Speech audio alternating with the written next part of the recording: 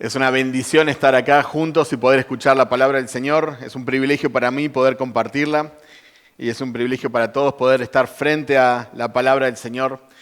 Hemos venido acá en diferentes circunstancias, de diferentes trasfondos, pero la palabra de Dios es sin duda eficaz para poder trabajar con nuestro corazón, independientemente de las circunstancias en las que vengamos. Entonces vamos a orar al Señor para que el Señor pueda obrar en nuestros corazones y que podamos disfrutar de su palabra. Oremos. Señor, queremos darte muchísimas gracias por permitirnos estar acá en este lugar. Gracias por permitirnos tener este local donde nos reunimos, donde podemos sentarnos a escuchar tu palabra tranquilamente. Señor, tú conoces a cada una de las personas que hoy ha llegado hasta aquí, Señor, y conoces también las circunstancias. Y nosotros pedimos que tu evangelio, Señor, que es poderoso, y que tu palabra, Señor, que es eficaz, pueda, Señor, despertar aquellos corazones dormidos, que pueda dar calor a aquellos corazones que están fríos, que puedas, Señor, hablar fuerte a aquel que necesita ser movido, Señor, pero hablar tiernamente a aquel que necesita ser animado. Señor, es tu palabra la que tiene poder, no es el predicador, Señor, y no es nada de lo que podamos hacer externamente.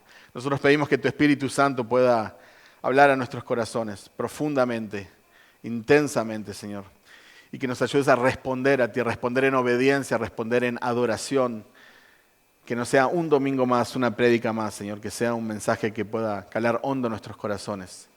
Ayúdanos a prestar atención, ayúdanos a abrir nuestros ojos espirituales, Señor, para abrazar tu palabra, para abrazar tu evangelio, así como tú te mereces, Señor. Así que nos dejamos en tus manos, pedimos tu bendición sobre este tiempo. En el nombre de Jesucristo nuestro Redentor. Amén. Amén. Hace años, un astronauta llamado Michael Collins, del Apolo 11, declaró: la cosa que más me sorprendió fue que la Tierra proyectaba un sentimiento de fragilidad. Y cuanto más lejos iba, más pequeña y frágil parecía. A simple vista se pueden ver unas 5.000 estrellas. Con un telescopio de 4 pulgadas se pueden ver alrededor de 2 millones de estrellas. Y desde un observatorio se pueden ver más de 1.000 millones de estrellas. La creación tiene ese efecto en nosotros. Miramos el cielo estrellado y sentimos asombro. Escuchamos el rugir del océano y percibimos su grandeza. Exploramos las profundidades del universo y nos maravillamos. Porque considerar los cielos, la creación, nos hace ver la grandeza de Dios. Pero me pregunto, ¿será que es el único propósito de la creación mostrar la grandeza de Dios? ¿Es el único propósito que cuando nosotros veamos los cielos, las estrellas, las profundidades del océano, la complejidad de la vida, lo que Él ha creado, digamos, wow, qué poderoso, qué grande que es Dios? ¿O será que hay un propósito quizás más profundo que a veces dejamos de lado? Creo que tiene que haber un propósito mucho mayor que mostrar la grandeza de Dios. Creo que tiene que haber un propósito mucho más profundo que mostrar el poder de Dios. Tiene que haber un propósito mucho más alto que mostrar la inteligencia y la creatividad de Dios. La pregunta es, ¿será que nos estamos perdiendo el principal propósito del relato de la creación? Acompáñame a Génesis 1 y vamos a leer los versículos del 1 al 31. Vamos a comenzar hasta el 25, a hacer una pequeña pausa para luego seguir leyendo, para descubrir juntos cuál es quizás el propósito más profundo de la creación de Dios y de por qué tenemos el relato en la Biblia. Génesis 1, del 1 al 25. Voy a leer de la versión NBLA para aquellos que tienen su Biblia digital. Quizás pueden acompañarme en esta lectura. Génesis 1, del 1 al 25.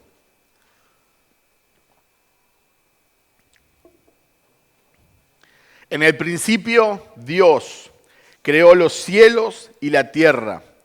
La tierra estaba sin orden y vacía, y las tinieblas cubrían la superficie del abismo, y el Espíritu de Dios se movía sobre la superficie de las aguas. Entonces dijo Dios: sea la luz, y hubo luz. Dios vio que la luz era buena, y Dios separó la luz de las tinieblas. Y Dios llamó a la luz día, y a las tinieblas llamó noche. Y fue la tarde, y fue la mañana, un día. Entonces dijo Dios: haya expansión en medio de las aguas, y separe las aguas de las aguas. Dios hizo la expansión y separó las aguas que estaban debajo de la expansión de las aguas que estaban sobre la expansión. Y así fue. Y Dios llamó a la expansión cielos. Y fue la tarde y fue la mañana, el segundo día. Entonces dijo Dios: júntense en un lugar las aguas que están debajo de los cielos, y que aparezca lo seco. Y así fue. Dios llamó a lo seco tierra, y al conjunto de las aguas llamó mares. Y Dios vio que era bueno. Entonces dijo Dios: produzca la tierra vegetación, hierbas que den semilla, y árboles frutales que den su fruto con sus semillas sobre la tierra según su especie. Y así fue. Y produjo la tierra vegetación, hierbas que dan semillas según su especie, y árboles que dan su fruto con semillas según su especie. Y Dios vio que era bueno. Y fue la tarde, y fue la mañana, el tercer día. Entonces dijo Dios: haya lumbreras en la expansión de los cielos para separar el día de la noche, y sean para señales y para estaciones y para días y para años, y sean por luminares en la expansión de los cielos para alumbrar sobre la tierra. Y así fue. Dios hizo las dos grandes lumbreras, la lumbrera mayor para dominio del día y la lumbrera menor para dominio de la noche. Hizo también las estrellas. Dios las puso en la expansión de los cielos para alumbrar sobre la tierra y para dominar el día y la noche y para separar la luz de las tinieblas. Y Dios vio que era bueno. Y fue la tarde y fue la mañana, el cuarto día. Entonces dijo Dios: llénense las aguas de multitudes de seres vivientes y vuelen las aves sobre la tierra en la abierta expansión de los cielos. Y Dios creó los grandes monstruos marinos y todo ser viviente que se mueve, de las cuales según su especie están llenas las aguas, y toda ave según su especie. Y Dios vio que era bueno. Dios los bendijo diciendo: sean fecundos y multiplíquense, y llenen las aguas en los mares, y multiplíquense las aves en la tierra. Y fue la tarde y fue la mañana, el quinto día. Entonces dijo Dios: produzca la tierra seres vivientes según su especie, ganados, reptiles y animales de la tierra según su especie. Y así fue. Dios hizo las bestias de la tierra según su especie, y el ganado según su especie, y todo lo que se arrastra sobre la tierra según su especie. Y Dios vio que era bueno. Para mucha gente, el relato de la creación de Dios es un cuento de niños. Es una de las historias que los niños pueden colorear en la escuela dominical. Para muchos es una colección de alegorías con alguna enseñanza moral. Muchos creen que fue la historia que se inventó antes de que conociéramos la ciencia. Ahora somos inteligentes. Entonces, esta historia quizás no es necesaria. Pero para una mayoría dentro del cristianismo, un cristianismo conservador, sano, bíblico, esto es verdad y es relevante para nosotros. Dios es poderoso, Dios es creativo, Dios es inteligente, pero para muchos ya no es relevante. Bueno, sí, Dios creó todo, Dios es grande, Dios es poderoso, pero yo estoy acá lidiando con el día a día. Dios está lejos, está bien, sí, Dios es poderoso, pero ¿qué tiene que ver conmigo, con el día a día? Vemos las noticias tristes de la maldad humana, familias destrozadas, muerte, robos. Y muchos se preguntan, ¿dónde está Dios?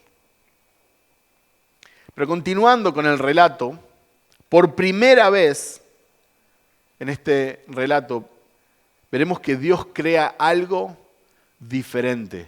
Dios crea algo imago Dei, que en latín significa a imagen de Dios. Algo en la creación tendrá la imagen de Dios. No son las grandes lumbreras, no es el poderoso mar, no son los monstruos marinos.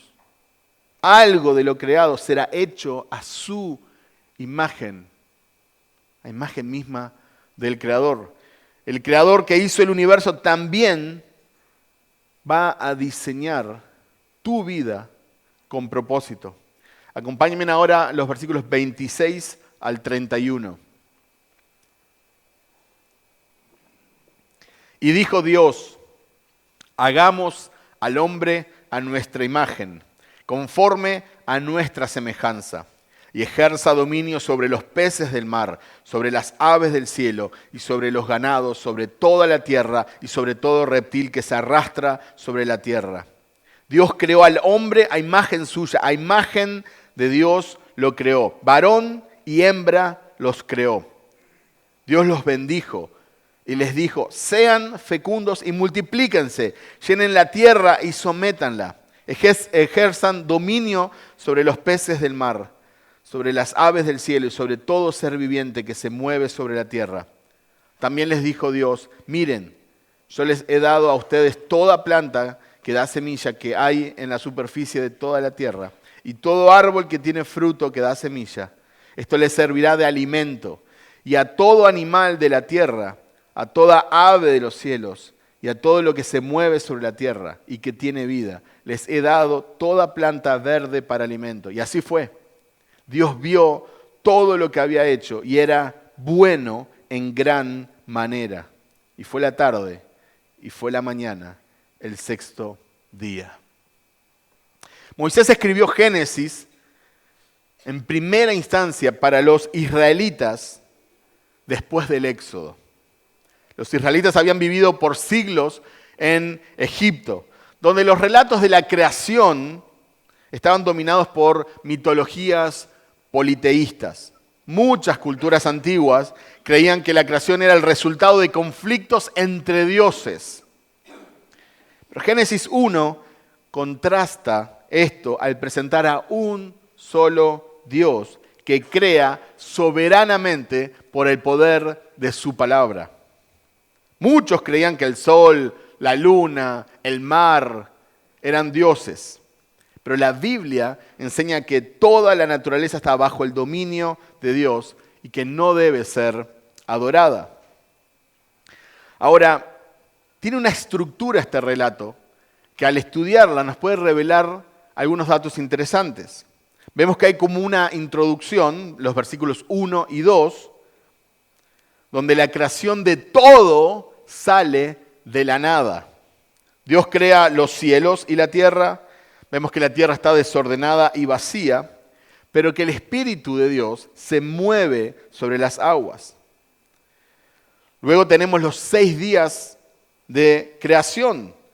Tenemos los días del 1 al 3, donde Dios forma el mundo. O sea, Él se encarga de ordenar aquello que está desordenado. Día 1, versículos del 3 al 5, es la creación de la luz y la separación de las tinieblas. Día 2, versículos del 6 al 8, separación de las aguas y formación del cielo. Día 3, versículos del 9 al 13, creación de los mares y de la tierra seca, creación de la vegetación. Luego en los días 4 al 6, Dios llena el mundo. Se encarga de aquello que estaba vacío. Día 4, versículos 14 al 19, tenemos la creación de las lumbreras, el sol, la luna, las estrellas. Día 5, versículos del 20 al 23, creación de seres vivientes en el agua y de las aves en el cielo. Y día 6, de los versículos 24 al 31, creación de animales terrestres y del ser humano a imagen de Dios. Luego en el versículo 31 encontramos una conclusión. Dios mira todo lo creado y declara que es muy bueno o bueno en gran manera. Y algunas cosas se destacan de esta estructura, que en una simple lectura quizás perdemos de vista. Se repiten algunas frases que obviamente se aprecian mejor en el idioma original, en el hebreo. Bará significa crear, aparece 3 veces y se usa exclusivamente para la acción de Dios, porque significa crear desde la nada. Ningún ser humano puede crear desde la nada, solo Dios. Destaca que Dios es el único creador absoluto.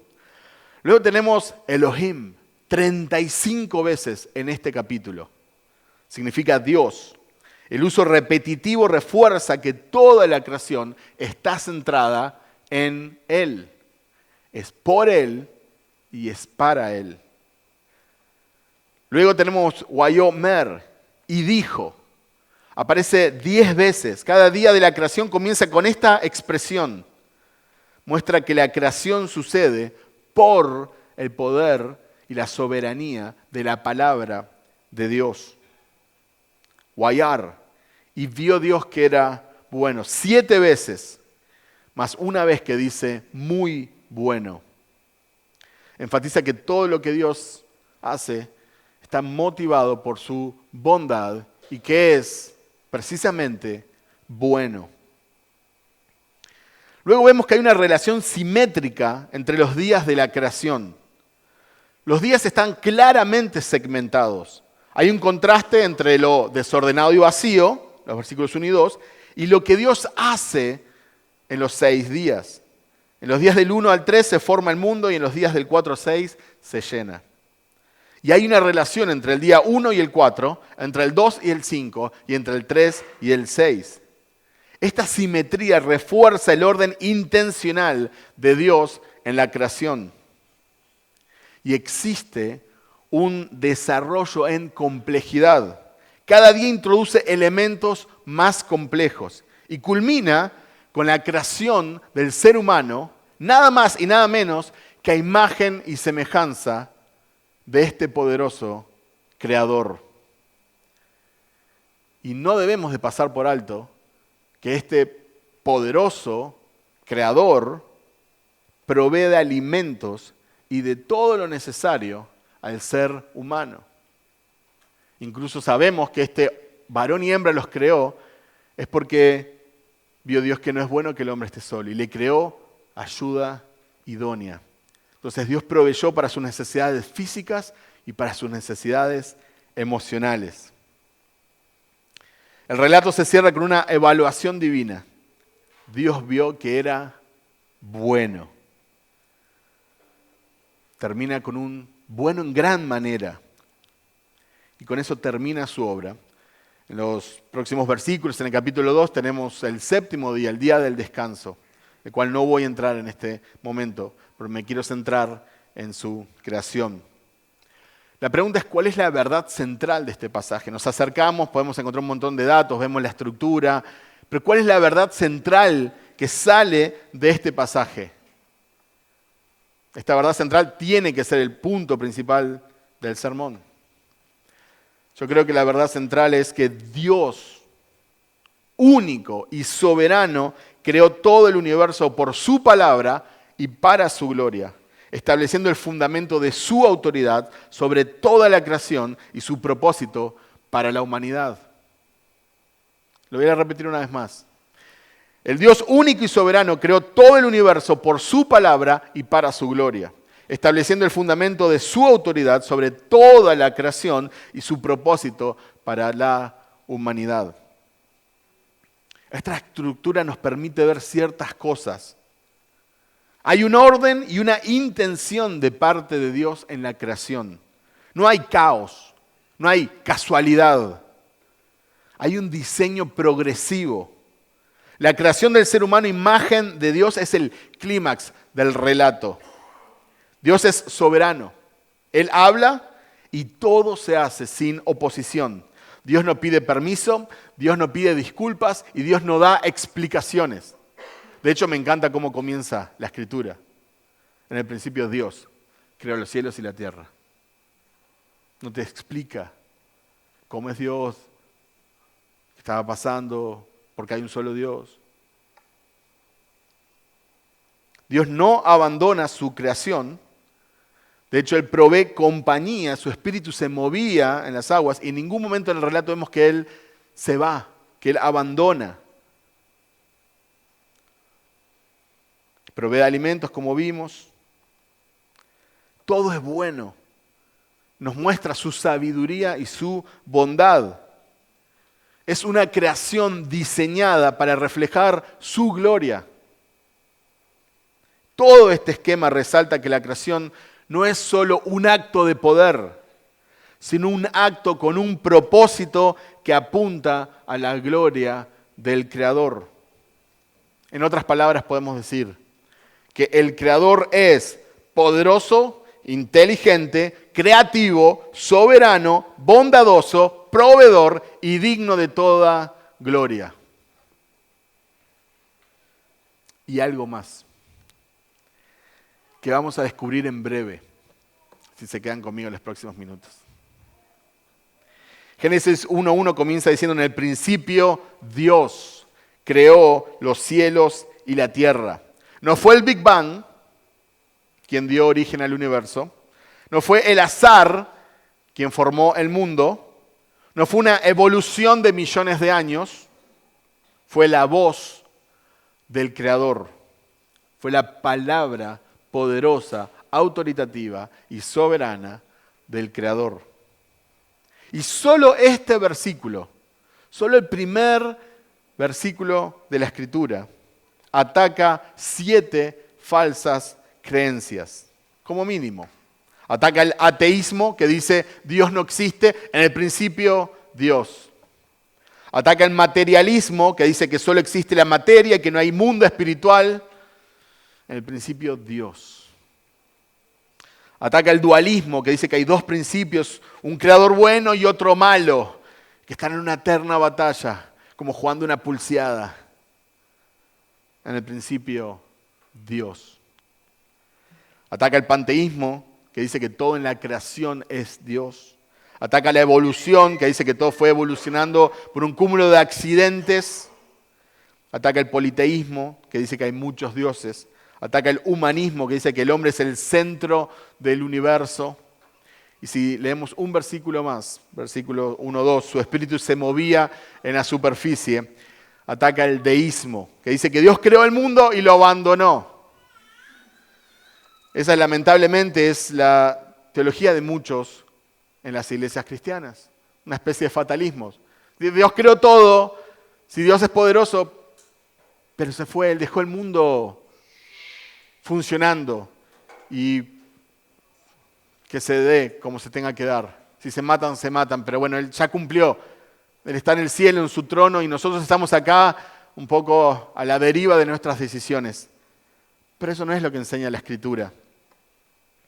Si volvemos una vez más nuestra atención a la creación del ser humano, versículos 27 y 28, dice: y Dios creó al ser humano a su imagen, lo creó a imagen de Dios, hombre y mujer los creó, y los bendijo con estas palabras: sean fructíferos y multiplíquense, llenen la tierra y sométanla, dominen a los peces del mar y a las aves del cielo y a todos los reptiles que se arrastran por el suelo. Y los bendijo. ¿Qué es eso? Eso nos tiene que llamar la atención.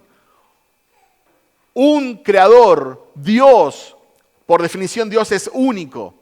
No puede existir 2 dioses con todas las perfecciones. No puede haber 2 seres que sean todopoderosos. No puede haber 2 seres que sean omnipresentes. No puede haber 2 seres que sean omniscientes.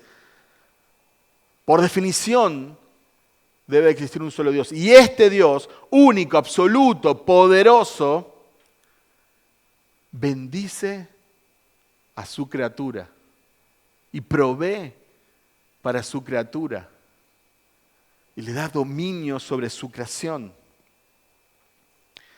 Acá nos podemos preguntar, ¿Dios necesitaba al ser humano? No, porque es Dios. No es necesario profundizar en eso. ¿Qué podría necesitar Dios de nosotros? ¿Dios se sentía solo? No se sentía solo. ¿Necesitaba Dios de algún ser creado que lo adorara para sentirse más Dios? No. ¿Sabía Dios que el ser humano iba a pecar, que se iba a rebelar, que iba a ser rebelde a Él, que le iba a dar la espalda? Sí, Dios sabía. La pregunta es, ¿por qué Dios creó al ser humano? ¿Y por qué lo creó? Imago Dei, a su imagen y semejanza. Hay un salmo de David que me encanta, Salmo 8, un par de versículos voy a leer simplemente, 3 y 4, que dice, cuando veo tus cielos, obra de tus dedos, la luna y las estrellas que tú has establecido, digo, ¿qué es el hombre para que te acuerdes de él y el hijo del hombre para que lo cuides? Voy a leerlo una vez más, Salmo 8, 3 y 4. Cuando veo tus cielos, obra de tus dedos, la luna y las estrellas que tú has establecido, digo, ¿qué es el hombre para que te acuerdes de él y el hijo del hombre para que lo cuides? ¿Qué otra traducción podría ser para que lo visites? David se asombra de la grandeza de Dios. Probablemente estaba mirando el cielo estrellado, la grandeza del firmamento, y David se asombra de la pequeñez del ser humano, como este astronauta del Apolo 11. Pero más se asombra de la relación que tiene este Dios grande con esta creación pequeña, el ser humano. Como si David dijera, si Dios es tan grande y el ser humano es tan pequeño, ¿por qué Dios lo cuida? Si hay tanta diferencia entre el creador y la criatura, ¿por qué Dios la visita? Y acá nos tenemos que preguntar una vez más, ¿cuál es la principal razón por la cual Dios creó al ser humano? En el principio, comienza diciendo la Escritura. Se refiere a cuando Dios creó el espacio, tiempo y materia. Antes de que Dios comenzara a crear el espacio, el tiempo, la materia, estaba Él. Dios, en lo que se conoce como la eternidad primera, antes de que comenzara a contar el tiempo para nosotros, porque Dios creador está fuera del tiempo, se le conoce como eternidad primera. Y cuando tengamos los nuevos cielos y la nueva tierra y ya no corra más el tiempo, se conoce como la eternidad segunda. La Biblia también nos cuenta algunas cosas sobre la eternidad primera. O sea, antes de en el principio. Salmo 90, versículo 2 dice, desde la eternidad hasta la eternidad, tú eres Dios. Dios es eterno. Dios estaba en la eternidad primera, Dios estará en la eternidad segunda, y Dios está en medio de nuestros tiempos.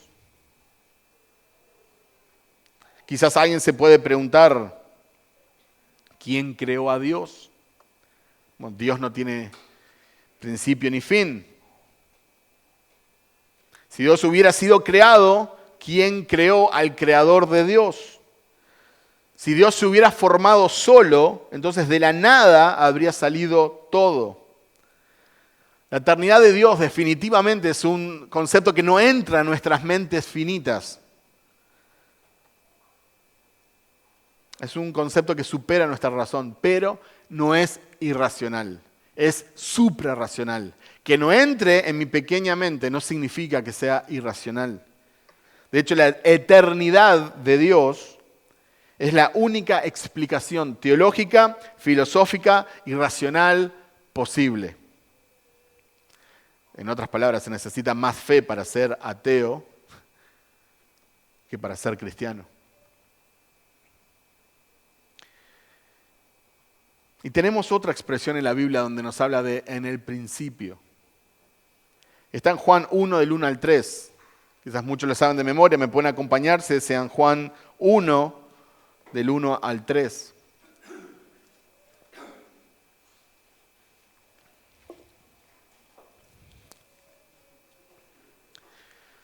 Dice así la palabra del Señor.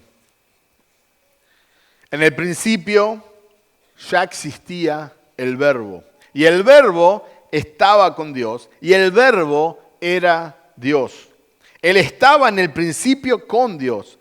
Todas las cosas fueron hechas por medio de Él y sin Él nada de lo que ha sido hecho fue hecho. ¡Wow!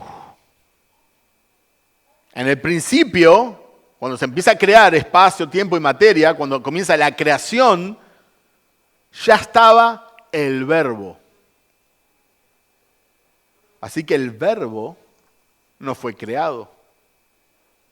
El Verbo estaba antes de la creación, en la eternidad primera.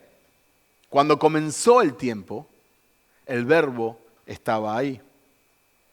Y si no está limitado por el tiempo, el Verbo es eterno. Cuando hubo espacio, el Verbo estaba ahí.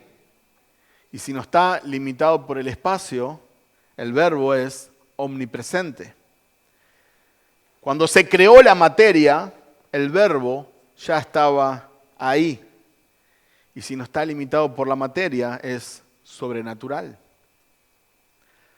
Entonces, el Verbo es preexistente, eterno, omnipresente y sobrenatural. Y es autosuficiente porque es antes de que algo o alguien exista. Por ende, el Verbo es la causa primera, la causa no causada que causa todo lo demás. ¿Vieron ese razonamiento? ¿De dónde venimos? Algunos dicen del mono. Bueno, ¿quién creó el primer mono? Bueno, viene de X. ¿Ok? ¿Quién creó ese X? Y así vas a ir toda la vida hasta llegar a una causa primera. El Verbo, según el versículo 3, es el agente creador. El creador. El Verbo es Dios.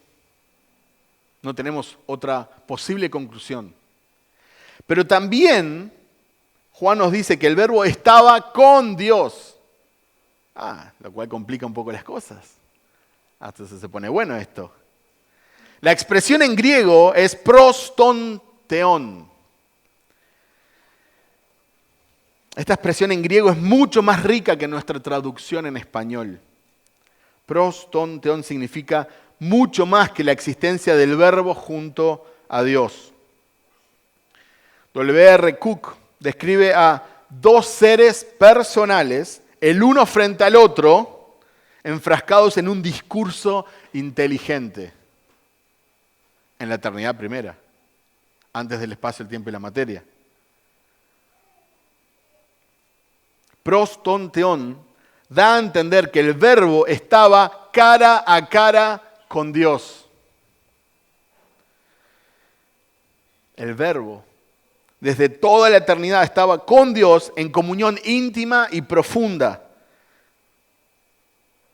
Y también nos dice que el Verbo era Dios, Theos en ho logos. El Verbo es una persona, no un atributo de Dios, ni algo que emana de Dios. El Verbo es Dios, pero el Verbo está cara a cara con Dios. El Verbo tiene la misma esencia que Dios, pero sabemos que no puede existir dos dioses. Así que estamos frente a un Dios que existe en tres personas. El cristianismo bíblico cree que Dios es uno y que existe eternamente en tres personas. El Padre es Dios, el Hijo es Dios, el Espíritu Santo es Dios. Existe un solo Dios y este Dios existe en tres personas. Ahora ustedes me estarán diciendo, bueno, está muy interesante todo esto, pero ¿qué tiene que ver con la creación?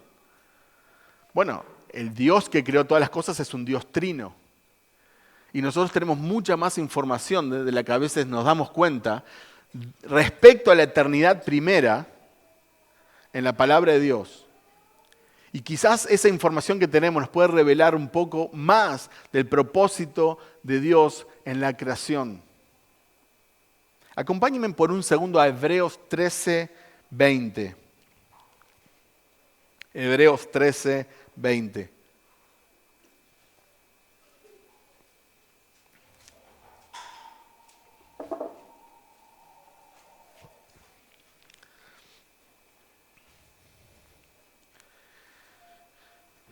Hebreos 13:20.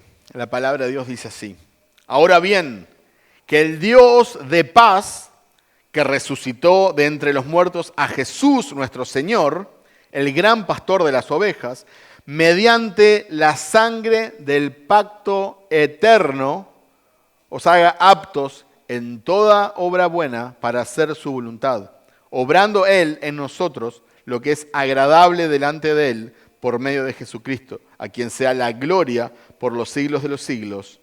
Amén. Quiero detenerme en esta expresión pacto eterno. Un pacto que fue hecho fuera del tiempo. Un pacto que no está limitado a la creación, a los seres humanos, al espacio, al tiempo y a la materia. En el principio, había un pacto eterno. ¿Qué significa este pacto eterno? Es un pacto que existía antes de la creación del mundo y que se cumplió en la obra de Cristo. En la eternidad pasada, las tres personas de la Trinidad hicieron un acuerdo en el cual el Padre eligió un pueblo para salvar y le dio este pueblo a su Hijo. El Hijo se comprometió a encarnarse, vivir en obediencia y derramar su sangre para redimir a los elegidos.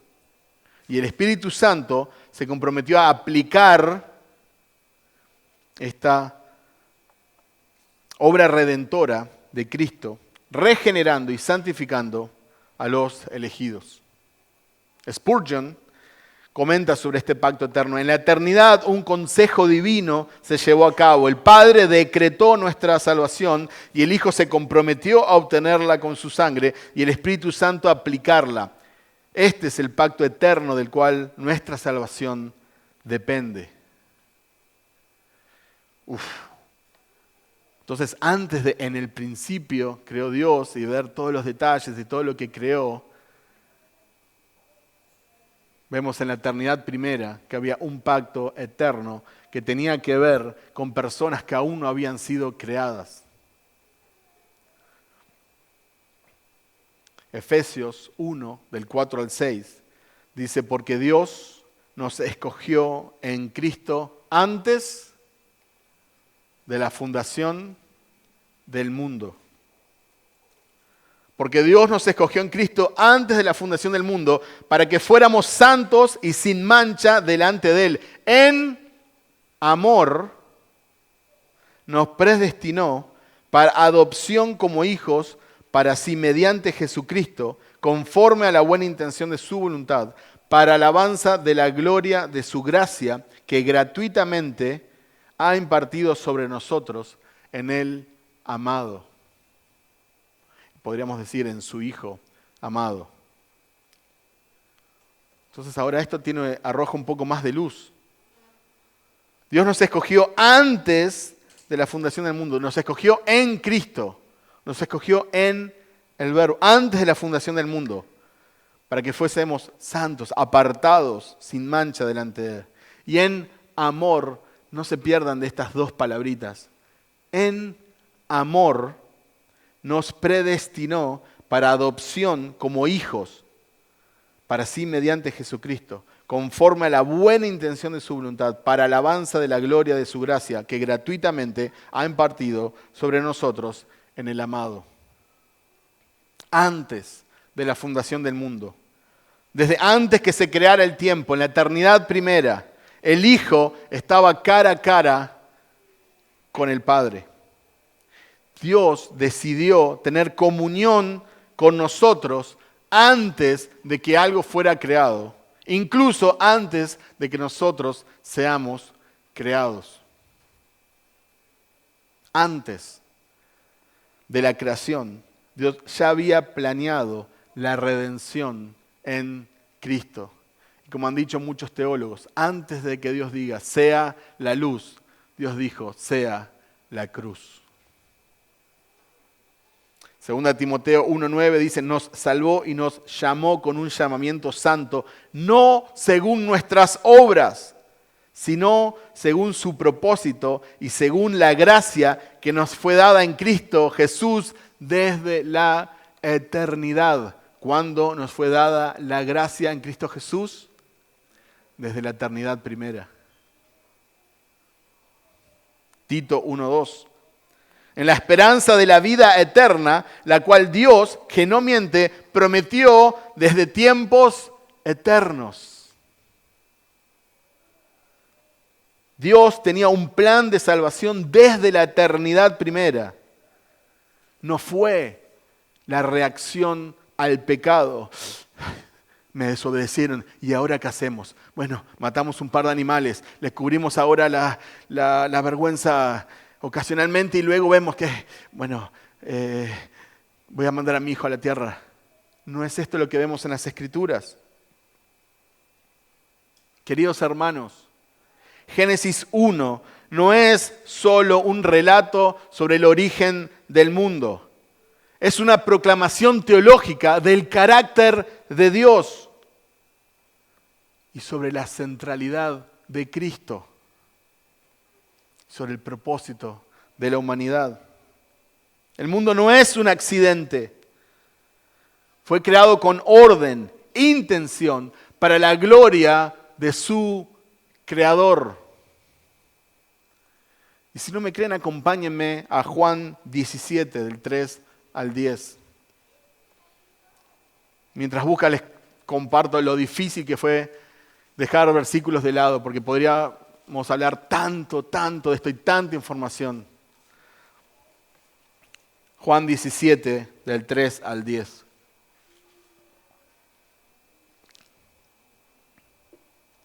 Jesús está orando al Padre.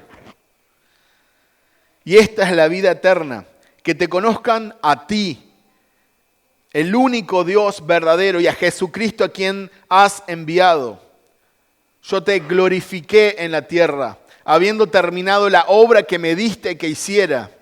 Y ahora glorifícame tú, Padre, junto a ti, con la gloria que tenía contigo antes que el mundo existiera. He manifestado tu nombre a los hombres que del mundo me diste. Eran tuyos y me los diste, y han guardado tu palabra. Ahora han conocido que todo lo que me has dado viene de ti, porque yo les he dado las palabras que me diste, y las recibieron y entendieron que en verdad salí de ti, y creyeron que tú me enviaste. Yo ruego por ellos, no ruego por el mundo, sino por los que me has dado, porque son tuyos, y todo lo mío es tuyo, y lo tuyo mío, y he sido glorificado en ellos. ¿Es este un simple hombre orando a Dios, pidiendo recibir gloria? Jesús dice que existe un único Dios, versículo 3. ¿Cuántos dioses existen? Uno. Un solo Dios.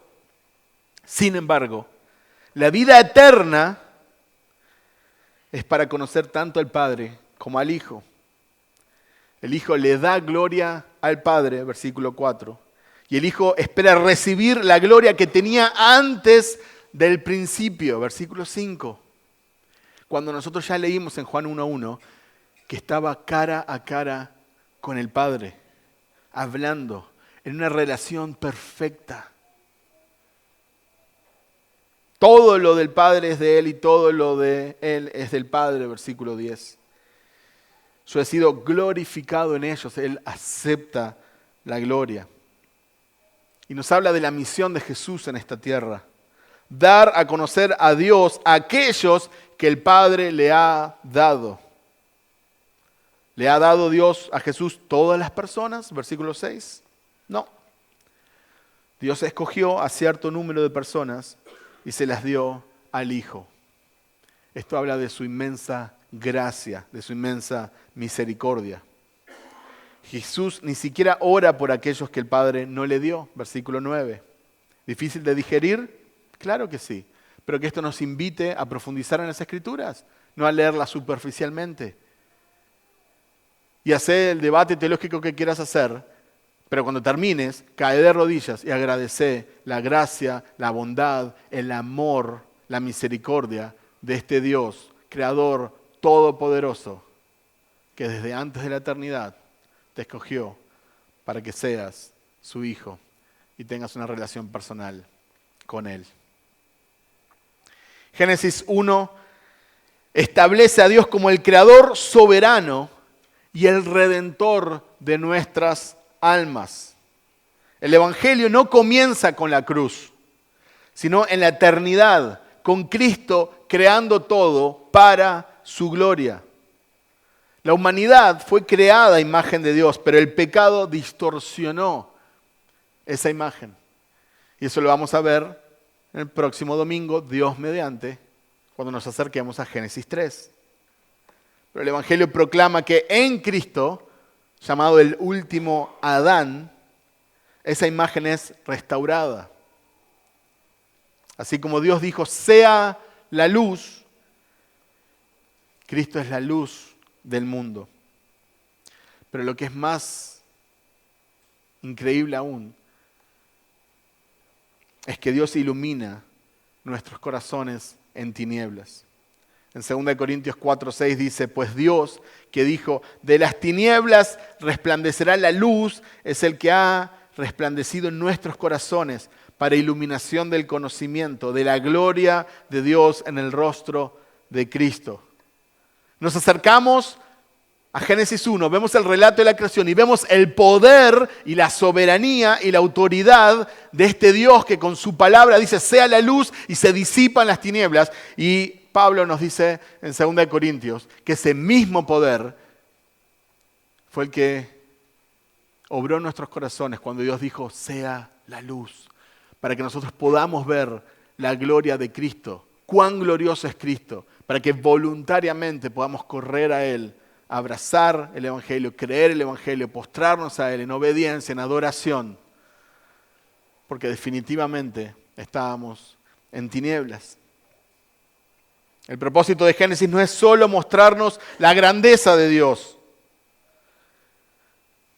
Acá viene el secreto revelado. Es mostrarnos su eterno amor redentor. El propósito quizás más profundo de Génesis 1 no es mostrarnos cuán grande, poderoso y autoritario es Dios, sino mostrarnos su eterno amor redentor, amor particular por su pueblo, escogido desde la eternidad primera, para que este pueblo muestre su gloria y para que este pueblo viva conforme a sus mandamientos. Si sos creyente en Cristo, si sos un cristiano, tenés que reconocer la soberanía de Cristo sobre toda la creación.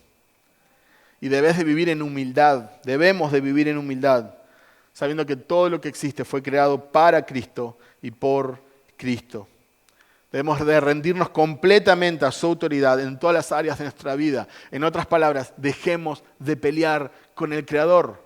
Reconoces que sos una simple criatura, pero al mismo tiempo recordá que fuiste objeto de su amor, que fuiste objeto de su misericordia. Que Dios te escogió, Dios derramó su amor, Dios no te necesitaba.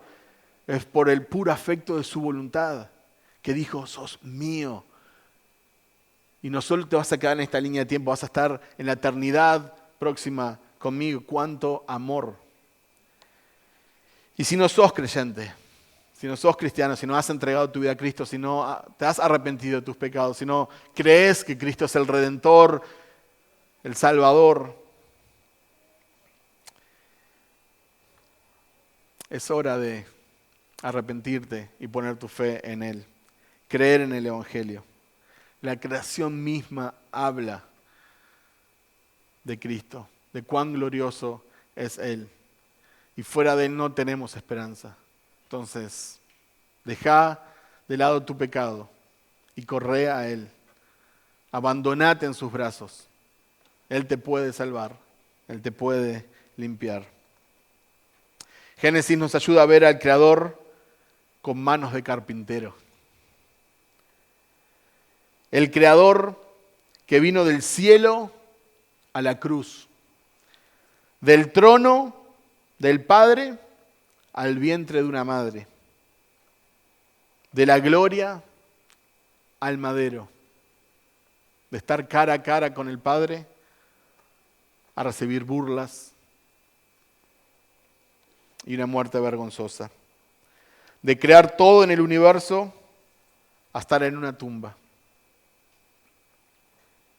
No debemos de olvidar nunca Colosenses 1, 16 a 17, que dice de Cristo, porque en Él fueron creadas todas las cosas, tanto en los cielos como en la tierra, visibles e invisibles, ya sean tronos o dominios o poderes o autoridades, todo ha sido creado por medio de Él y para Él.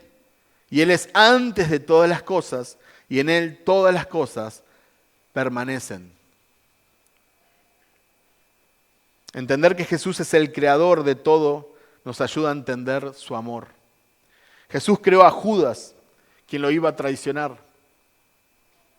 Jesús creó el árbol con el cual se haría la cruz.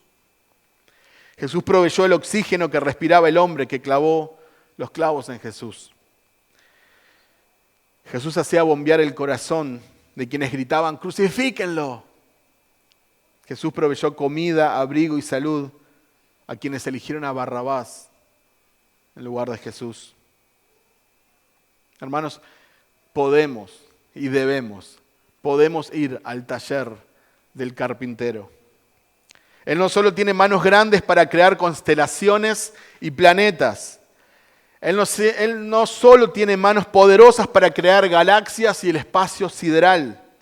Él tiene las manos de un carpintero que trabaja en los más mínimos detalles de la madera. Él tiene las herramientas para reparar lo que se ha descompuesto. Y Él sabe cómo pulir las áreas de tu vida que necesitan ser trabajadas. Él puede construir una obra de arte con tu vida. Un creador con manos de carpintero. Y un salvador con manos de creador. Él puede crear el corazón de un adorador donde hay un corazón de piedra. Él puede crear luz y disipar las tinieblas de tu entendimiento. Él puede darle vista a los ciegos espirituales para que vean la gloria de Cristo. Él puede limpiar un alma sucia. Él puede darte propósito. Jesús, el creador que te formó a su imagen. Jesús, el redentor que murió porque te amó. Jesús, el creador con manos de carpintero. Oremos.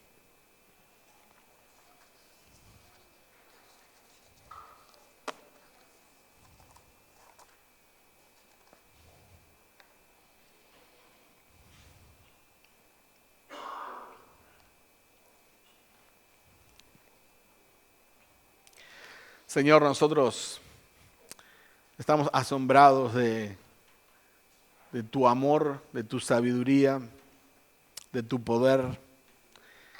Nosotros no podemos creer, Señor, la paciencia que tú nos tienes, el amor que tú nos tienes, la misericordia que tú nos tienes, Señor. Pero te damos muchas gracias, Señor, que nos creaste a tu imagen, que nos amaste antes de que el tiempo existiera. Nos amaste con un amor eterno, que nos escogiste, que decidiste limpiarnos, que decidiste tener comunión con nosotros. Que entregaste a tu Hijo, el Verbo eterno, la segunda persona de la Trinidad,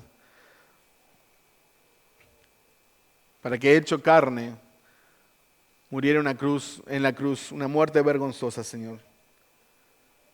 Porque ese era el precio para que nosotros pudiéramos tener entrada en tu reino. Señor, gracias. Y abre nuestros ojos. Ayúdanos, Señor, a entender, a profundizar en tu amor. Y cuando veamos, Señor, el cielo, las estrellas, el mar, Señor, y toda tu hermosa creación, que recordemos que fue hecha por el carpintero, Señor, que fue a la cruz por nosotros. Que eso nos motive a darle honra y gloria, porque tú estás más cercano de lo que nosotros nos damos cuenta. Señor, gracias. Nos dejamos en tus manos. En el nombre de Jesús. Amén. Amén.